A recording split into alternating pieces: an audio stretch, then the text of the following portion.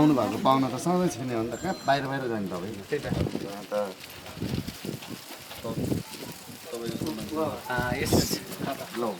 कार्यक्रमलाई सुरुवात गर्ने क्रममा खाजा लाएर सम्मान गराउनु एकचोटि ताली बजाइदिनु होला उहाँहरूको निम्ति जोरदार तालीले सम्मान अर्पण गरिदिउँ।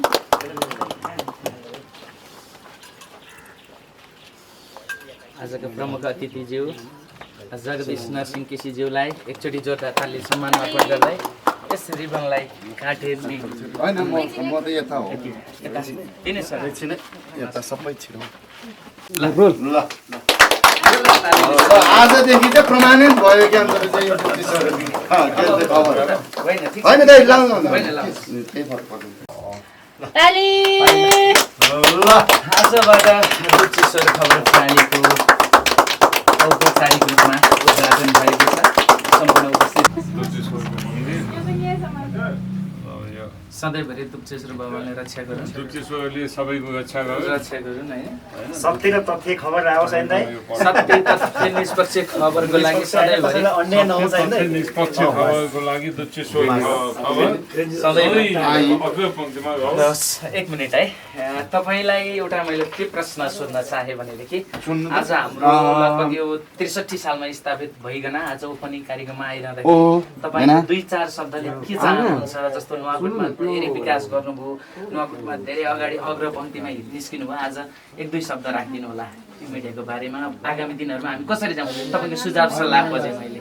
अब दुधचेश्वरका भाइहरूले जसरी हुन त दुधचेश्वरबाट यता शिवपुरी आइसक्दा पनि दुधचेश्वरकै नाउँबाट जो दुधचेश्वर खबरको प्रारम्भ भन्ने कुरो मैले सुने, म आफू त्यसमा धेरै हर्षित पनि भएँ। किन खुसी के लाग्यो भने दुधचेश्वरको नामबाट दुधचेश्वर खबर भनेर जो आएको छ, नामै अत्यन्त पवित्र छ, नामै स्वच्छ छ, नामै अत्यन्त निष्कलङ्क छ। किनभने दुधचेश्वर महादेवले सिँगै देश जोगाउँछिन् भने अब यो दुधचेश्वर खबरले गाउँ कुना कन्दरामा झोपडीहरूमा जो लुकेर बसेको आवाजविहीनहरूको आवाजलाई प्रस्फुटित गर्न सकोस्। किनभने आवाजविहीनको आवाजलाई दुधचेश्वर खबर मार्फत हामीले सबै ग्राहकहरूको बिचमा पुर्याउन सकौँ,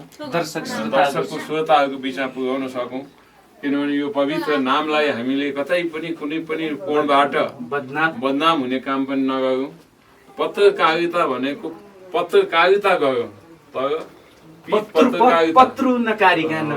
पत्रकारिता नगरौँ। किनभने हामी के छ भने हाम्रो समाज कसैलाई बिगार्न, कसैलाई सिद्ध्याउन, कसैलाई सर्वनाश गर्न, कसैको बदनाम गर्नका लागि यस्ता ढङ्गले यस्ता मिडियाहरू पनि तयार गर्छौँ र एक सूत्रीय रूपले कसैलाई समाप्त गर्न खोज्छौँ।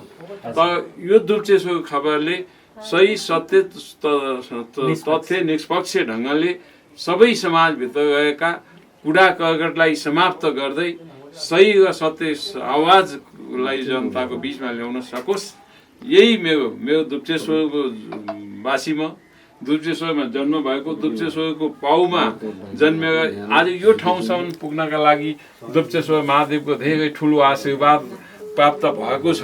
अझै त्यो आशीर्वाद दुधचेश्वरले दिइरहन्, प्राप्त भइरहोस् भन्ने पनि कामनाका साथ यो प्रारम्भ गर्नुहुने साथीहरू हुनुहुन्छ, सफलताको लागि पूर्ण सफलताको लागि शुभकामना। धन्यवाद हजुरलाई यो विशेष समयमा आइदिनु भयो, यसको लागि धन्यवाद दिँदै तपाईँलाई जमल राष्ट्रिय नाचघरमा हाम्रो सबैजना विशेष रूपमा स्वागत गर्दै अहिलेलाई टुङ्ग्याउन चाहे। यसो गर न, त्यो उता जाने टिमलाई चाहिँ उ गर, यहाँ त दाइहरूलाई हाम्रो कार्यक्रम बेलुका 6 बजीसम्म हुन्छ।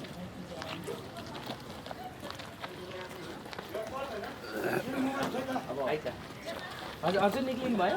प्रमाणपत्र लिएर चाहिँ हामीले बल्ल यो दुधचेश्वर खबर चाहिँ उद्घाटन कार्यक्रम गरेको हो र मलाई पक्कै पनि लाग्छ यहाँ मभन्दा सिनियर अग्रज कलाकारहरू हुनुहुन्छ, उहाँहरूलाई हामीले कसरी चाहिँ सम्मानित गर्नु, र कसरी चाहिँ अगाडि बढाउने भन्ने कुरामा हामीले डुप्चेश्वर खबरका अध्यक्ष प्रेममासँग बस्यौँ र उहाँसँग बसेर छलफल गरेर धेरै लामो समय छलफल बस्यौँ।